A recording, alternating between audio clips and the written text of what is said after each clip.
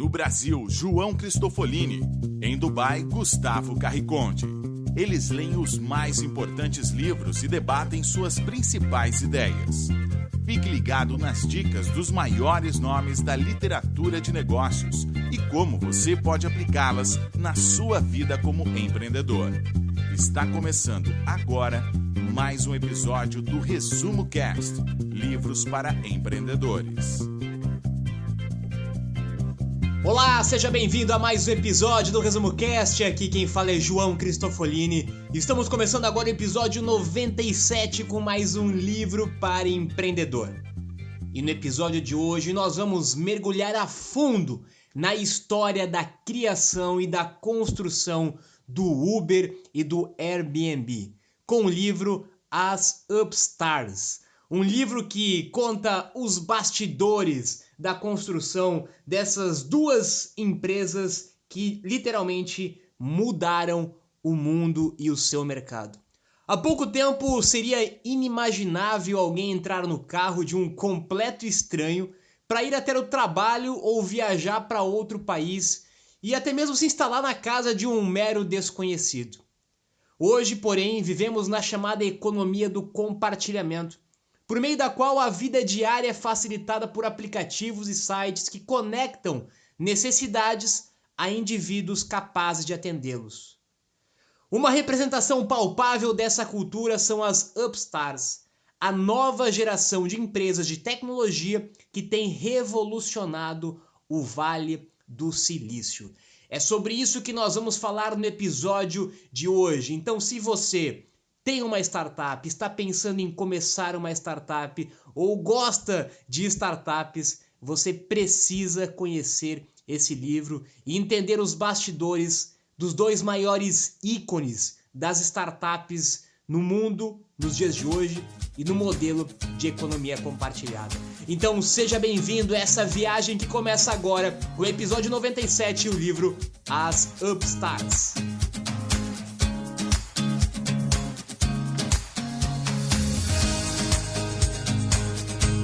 Olá, eu sou Gustavo Carriconde e sejam bem-vindos ao episódio número 97 do Resumo Cast. As Upstarts, de Brad Stone.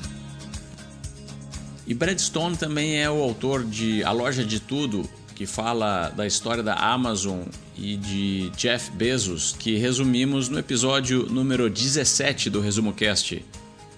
Mas o que são Upstarts?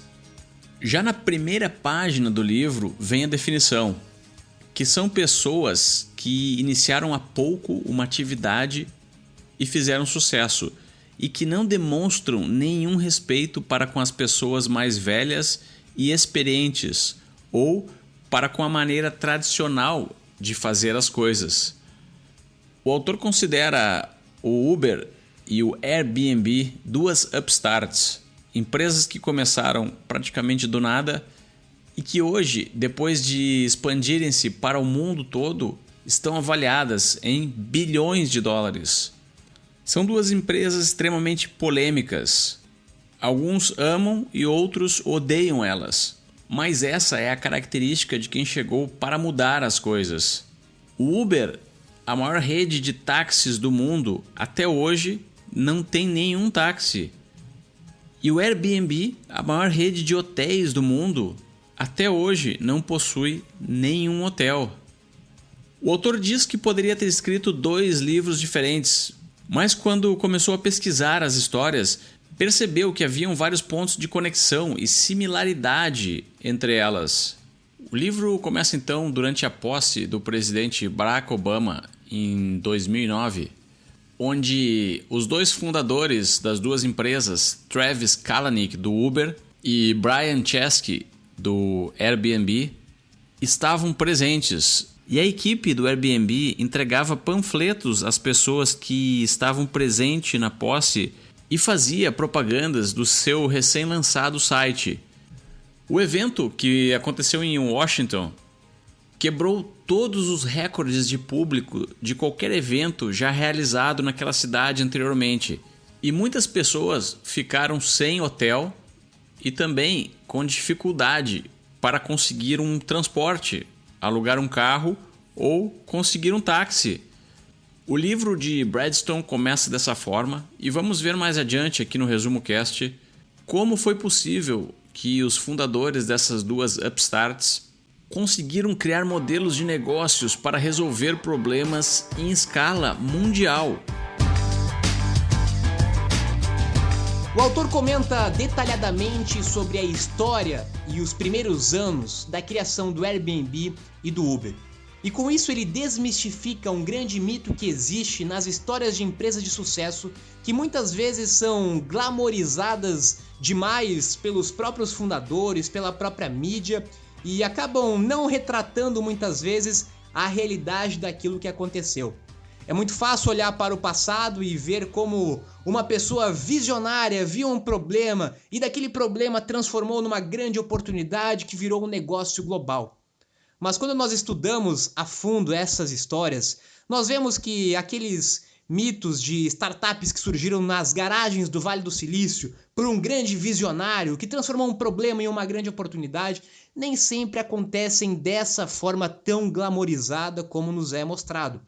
Acontecem muito mais dificuldades, muito mais imprevisibilidade e muito menos programado essas histórias, essas empresas, do que de fato a mídia nos mostra.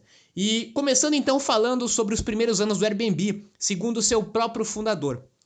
Ele diz que toda grande startup começa como um projeto paralelo que não é prioridade para ninguém. Ou seja, um projeto paralelo que não era prioridade para eles. Se fosse prioridade para eles, certamente eles já estavam visualizando alguma coisa muito maior.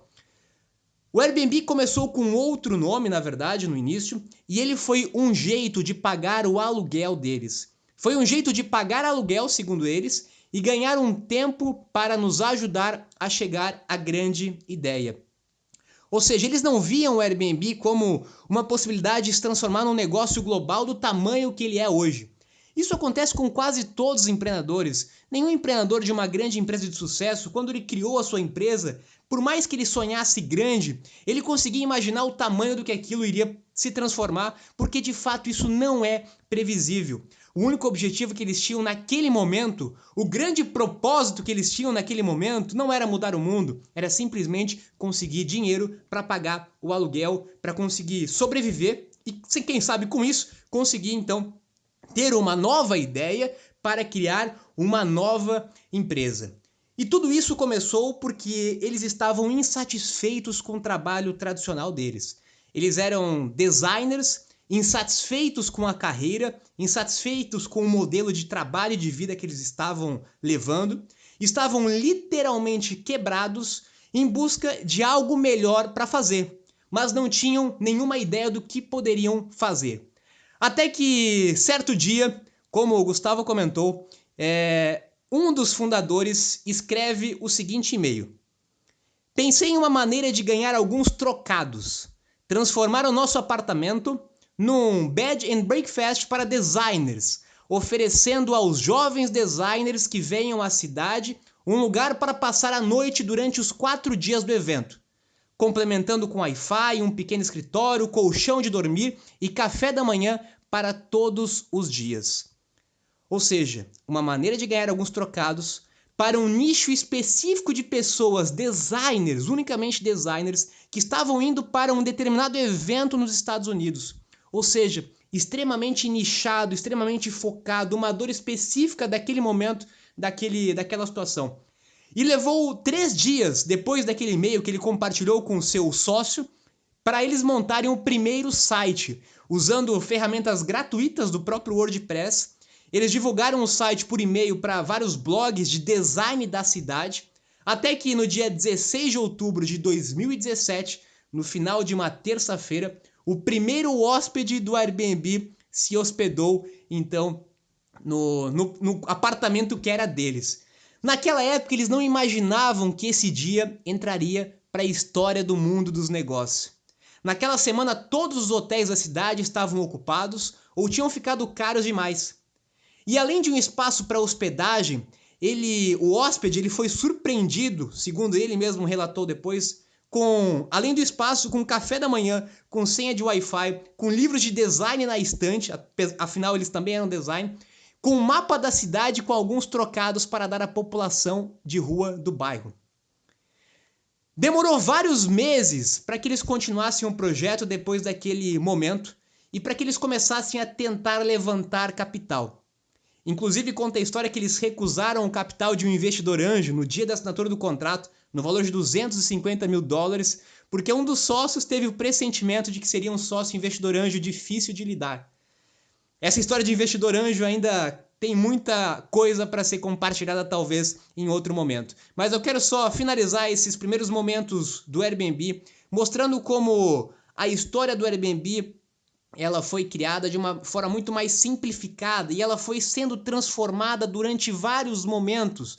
Demorou mais 1 ano, 2 anos depois daquele primeiro dia que o primeiro hóspede se hospedou no apartamento deles para que eles começassem a entender que aquele projeto paralelo poderia ser algo maior, algo melhor e que eles poderiam se dedicar mais a fundo a esse negócio.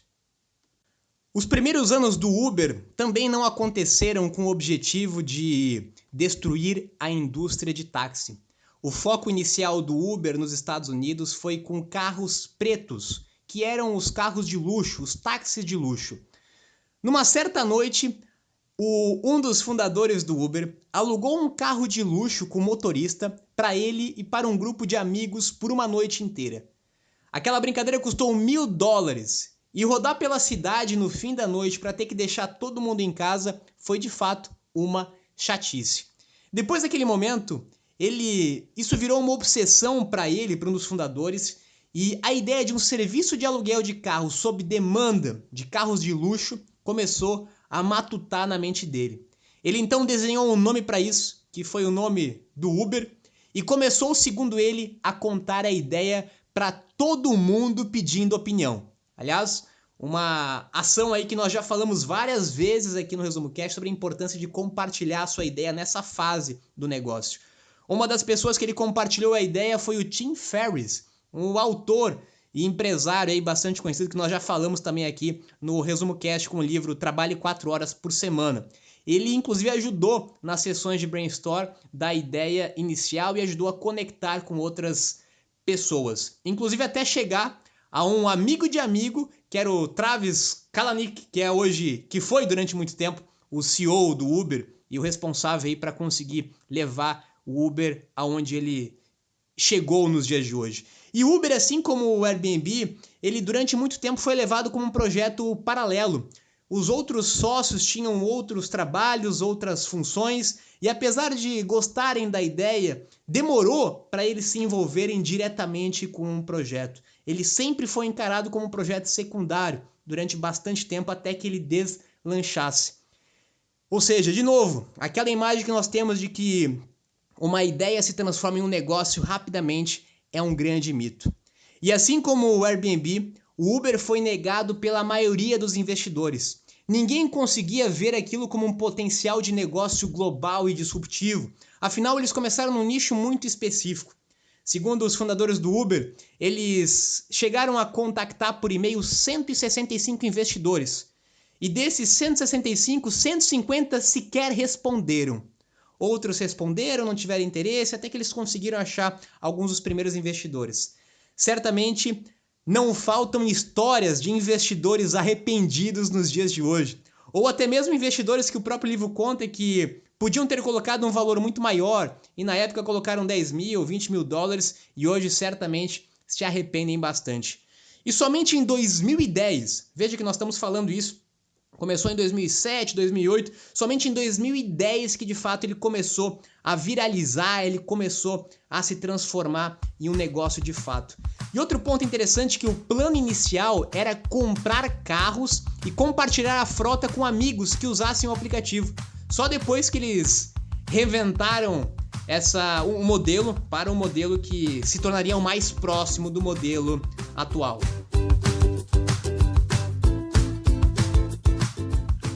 Um padrão recorrente e que aparece com frequência na história de várias startups e que também esteve presente na história do Airbnb e do Uber é aquela fase extremamente difícil onde várias mudanças precisam ser feitas talvez no produto, talvez na proposta de valor, talvez no segmento de clientes que usarão o produto.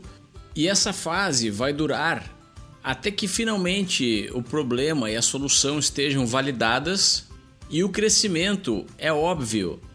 As dificuldades nessa fase são extremas. Brian Chesky, o fundador do Airbnb, conta que ele tinha uma pasta com 30 cartões de créditos, todos eles com limite estourado. E o nome que ele deu a essa fase foi a rodada Visa, pois as operações iniciais do Airbnb, que foi lançado em 2007, eram sustentadas com dinheiro emprestado. E isso acabava causando um enorme estresse nos fundadores. Ele conta que acordava pela manhã com o coração palpitando e já começava o dia em estado de pânico. E que passava o dia inteiro escutando nãos e discurso de pessoas dizendo que a ideia deles era ridícula.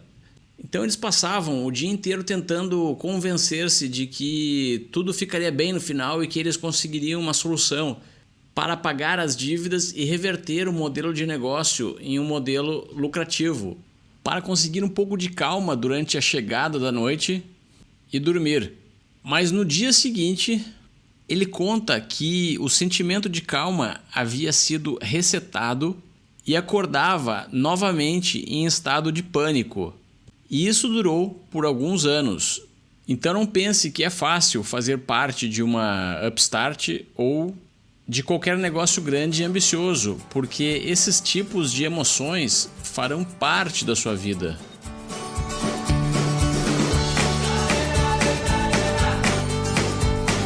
Quem está envolvido de fato na prática com startup sabe muito bem que vai dormir com a melhor notícia da sua vida, vai acordar com a pior notícia da sua vida, vai estar feliz e triste no mesmo dia e vai ter uma montanha russa de emoções, porque as coisas mudam muito rapidamente. Um dia tudo parece estar perfeito e caminhar como você imaginava, no outro dia tudo parece dar errado. E isso é uma constância natural do mundo das startups. Ou seja, definitivamente é muito difícil criar uma startup. Não é difícil, é muito difícil. Não quer dizer que é impossível, mas que é muito difícil. E se a pessoa não estiver preparada, e o nosso objetivo aqui no Resumo Cast é justamente esse, mostrar a realidade, não mostrar os contos de fadas que muitas vezes nós vemos pela mídia tradicional, e mostrar a realidade que realmente é muito difícil, que você tem que estar preparado mentalmente, tem que estar preparado emocionalmente, tem que realmente querer muito isso, tem que ter um propósito, um porquê, um motivo muito claro, porque como nós vimos, até mesmo na história do Uber, até mesmo na história do Airbnb, não foi de um dia para a noite, foram alguns anos de muita dificuldade, de muitos problemas, de muita falta de dinheiro, em ciclos totalmente constantes e sem estabilidade nenhuma, né? De emoções, de picos de emoções altos e baixos constantemente. E outro fato bastante interessante que muita gente também não sabe sobre a história do Uber e do Airbnb é que elas não foram as primeiras empresas a atuarem dentro do seu mercado. Assim como várias outras startups e empresas de tecnologia de sucesso, elas não foram as primeiras no seu mercado. Hoje muita gente desconhece essas outras empresas, mas antes do Uber já tinham outras empresas que se propunham a fazer a mesma coisa, antes do Airbnb da mesma forma. Ou seja, mais uma vez a gente vê que o grande valor de uma startup é a execução. A capacidade de conseguir executar, de colocar em prática, de enfrentar e não morrer durante esses desafios é o grande diferencial de uma startup, de um empreendedor de startup. Não necessariamente é o primeiro que tem mais sucesso ou que tem mais vantagem, mas aquele que consegue executar da melhor forma possível, enfrentando todas as dificuldades possíveis. E tem algumas características específicas que nós vamos comentar durante o episódio, que foram inclusive essenciais para que o Uber e para que o Airbnb tivessem sucesso e que os seus concorrentes não tiveram dentro da execução dos seus negócios.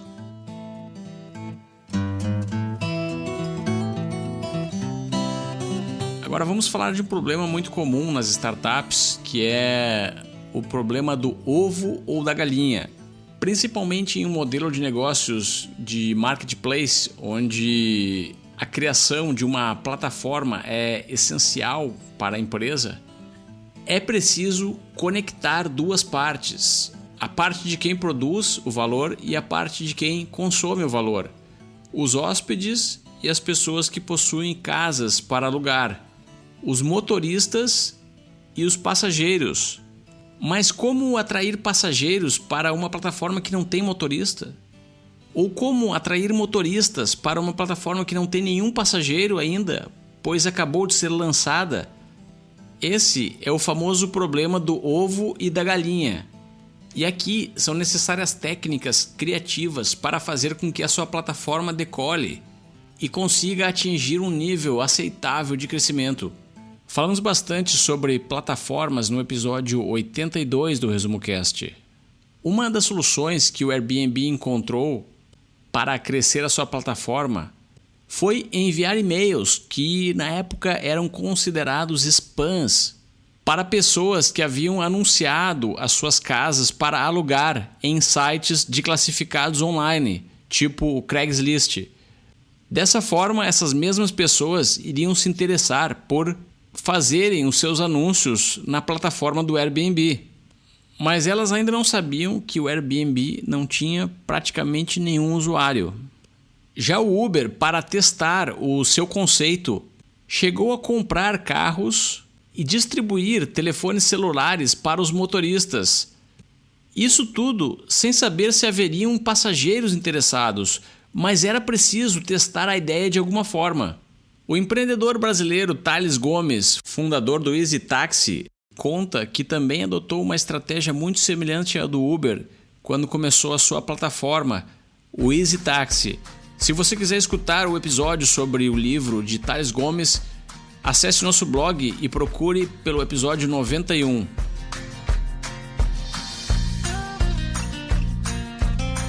Esse é um desafio claro de todo o marketplace. Como o Gustavo falou, nós já comentamos isso em outros episódios. Eu também vivi isso na pele no dia a dia. E o que o Uber e o Airbnb fizeram foi justamente aquilo que os seus concorrentes não conseguiram fazer para resolver esse grande dilema. Como conseguir conectar as duas pontas, já que você só vai ter passageiro se tiver motorista, você só vai ter motorista se tiver passageiro, só vai ter hóspede se tiver apartamento, só vai ter apartamento se tiver hóspede. É a dúvida cruel de todo o marketplace. E o Uber então ofereceu prêmios financeiros para tentar fisgar os motoristas de outras plataformas, como a rival na época e até hoje, o Lyft. E também o seu fundador teve como uma das grandes características ser tão obstinado pela expansão do Uber que ele literalmente não se importava com a legislação dos países que eles estavam atuando em relação às companhias de táxi. Ele tinha uma agressividade, ainda tem até hoje, que é uma característica muito marcante do Uber, de primeiro implementar, de primeiro executar, para depois se preocupar em mudar a legislação. Ou seja, primeiro vem a inovação, depois vem a legislação. Não tem como mudar a legislação para depois implantar uma inovação. Isso foi um dos diferenciais e uma estratégia de execução que os seus concorrentes não fizeram na época e que foi isso que ajudou o Uber a resolver esse problema do ovo da galinha, de ter uma agressividade muito maior no mercado e de, inclusive, ter uma agressividade financeira maior comparado aos seus concorrentes.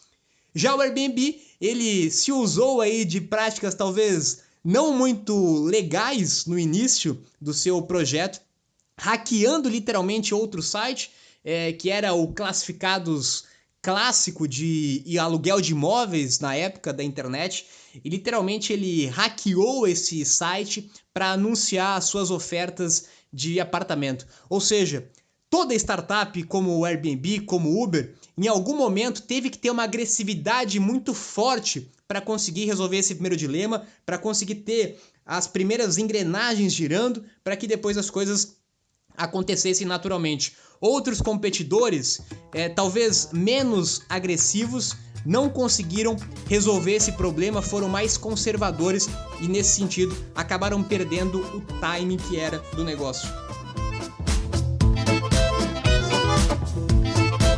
Hoje as pessoas aceitam que o Airbnb e o Uber chegaram para agregar cada vez mais valor ao mundo e substituir parte dos mercados, no caso do Airbnb, do mercado hoteleiro, no caso do Uber, do mercado de transporte de passageiros.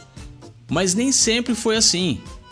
São dois empreendimentos extremamente polêmicos, porque modifica completamente as leis e a maneira como as coisas vinham sendo feitas há muitos anos. Esse tipo de empresa, as upstarts, elas acabam inevitavelmente eliminando do mercado diversas ineficiências e aquelas empresas que se consideram as donas do conhecimento e da maneira tradicional de fazer as coisas. O autor cita no seu livro um termo que é a Travis Law, ou a Lei de Travis. Como diz o fundador do Airbnb, se um produto ele é superior às alternativas que existem, ou seja, ele é superior ao status quo, as pessoas irão apoiar essa solução, mesmo que ela seja aparentemente ilegal. Mas atenção, de acordo com o autor, essa lei só vai funcionar em países democráticos onde o sistema político pode ser influenciado pelo apoio popular. Ou seja, em locais do mundo onde os governos possuem um mínimo de comprometimento com a população. De acordo com o autor, isso não é possível em ditaduras, países comunistas e locais onde uma minoria detém todo o controle sobre a maneira de como a sociedade deve se comportar. A Lei de Travis é uma espécie de teste da democracia que serve para verificar se realmente o que é benéfico para o mundo consegue se impor a sistemas tradicionais.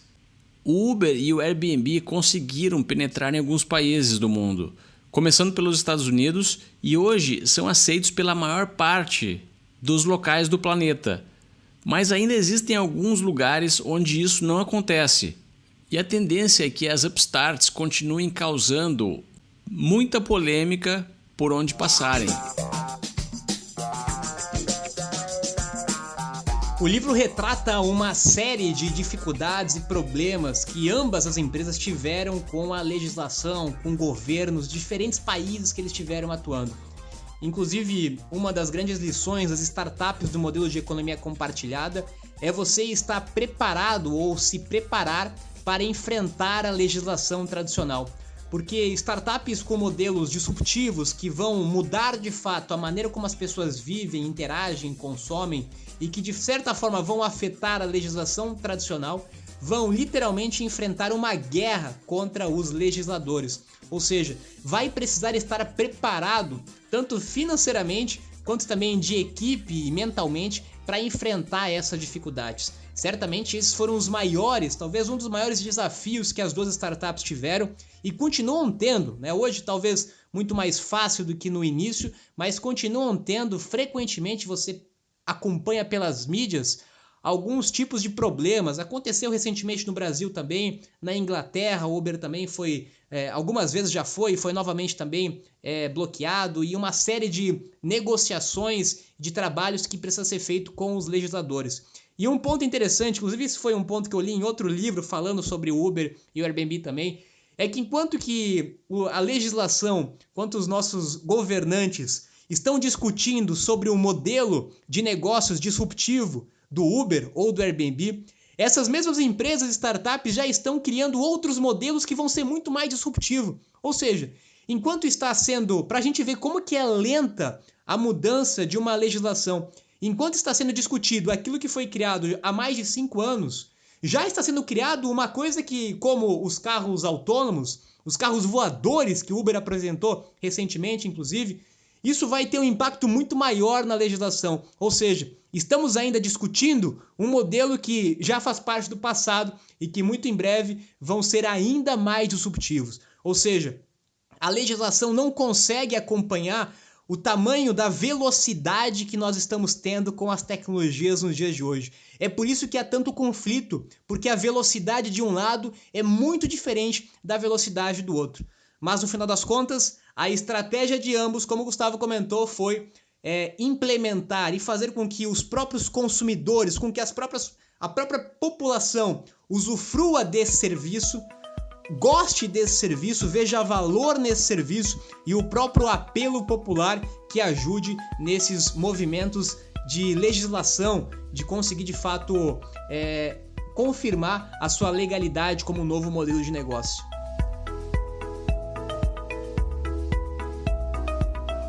Você precisa destruir o seu próprio negócio antes que algum competidor o faça.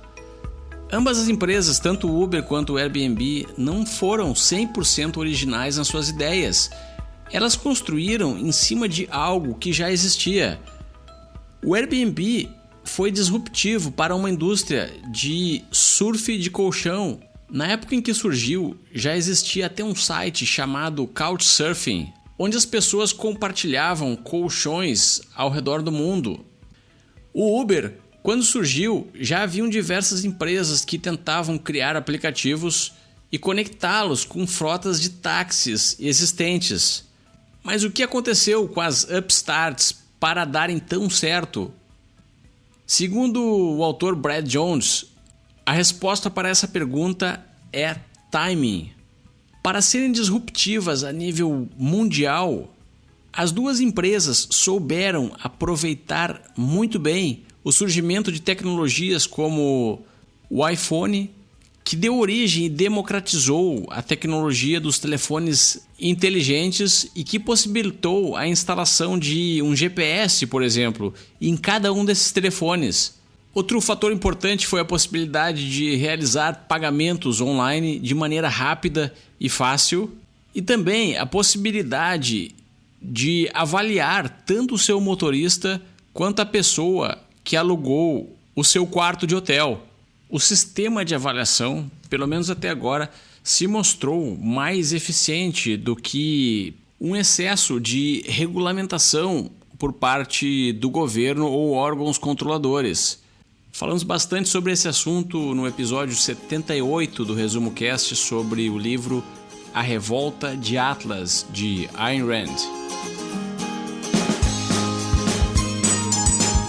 2007 é apontado por muitos autores estudiosos como o ano mais impactante na revolução da tecnologia e da construção de novos negócios. Não por acaso 2007 foi o ano do surgimento do iPhone, foi o ano da criação do próprio Airbnb, do Uber, várias redes sociais, várias empresas de tecnologia surgiram em 2007, em 2008, naquele momento exato. Ou seja, nós vemos mais uma vez como estar na hora certa, no lugar certo, no momento certo é indispensável para uma startup. Talvez alguns concorrentes do Uber, do Airbnb, que surgiram alguns anos antes, eles tiveram muito mais dificuldade e iniciaram a sua operação no tempo errado. Outros que começaram pouco tempo depois também perderam o time. Por isso que a palavra time é tão falada e tão valorizada no mundo das startups. É uma variável que nós não conseguimos ter um controle absoluto sobre ela, mas é uma variável indispensável para o sucesso de uma startup e para a construção de uma upstart.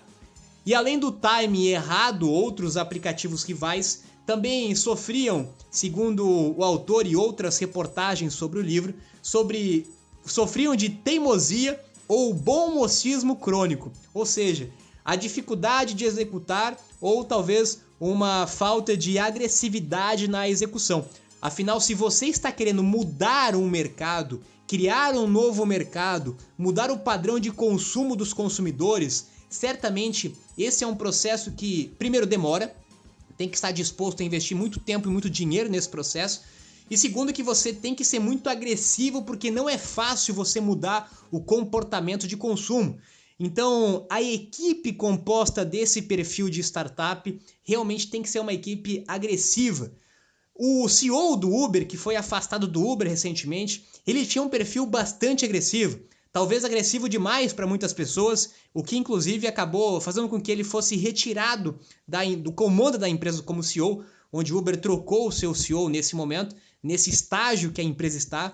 Mas talvez se o Uber não tivesse tido um CEO com aquele perfil né, e com aquela agressividade no bom sentido, talvez ele não estaria onde ele está hoje, porque é muito importante estar no lugar certo, na hora certa, estar com pessoas que têm de fato capacidade de executar, capacidade de resolver problema, capacidade de enfrentar todas essas adversidades que existem para construir uma Upstart.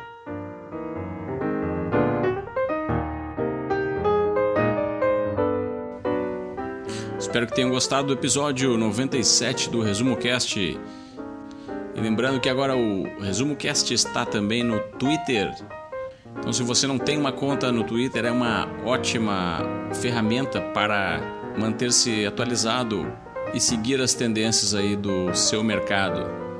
Se você tem uma conta no Twitter, nos procure por lá e siga o Resumo Cast também no Twitter, onde postamos semanalmente diversos conteúdos relacionados com os livros que debatemos aqui. Agora eu me despeço aqui de Dubai, tenham todos uma ótima semana e até o próximo episódio.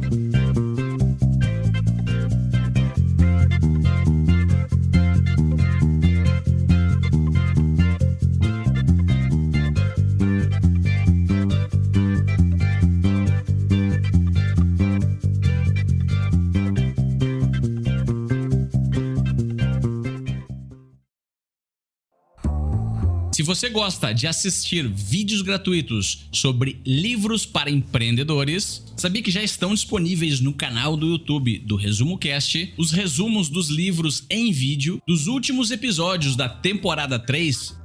Basta abrir o seu aplicativo do YouTube ou o site do YouTube no seu computador e procurar pelo nosso canal digitando Resumo Cast. Te vejo por lá.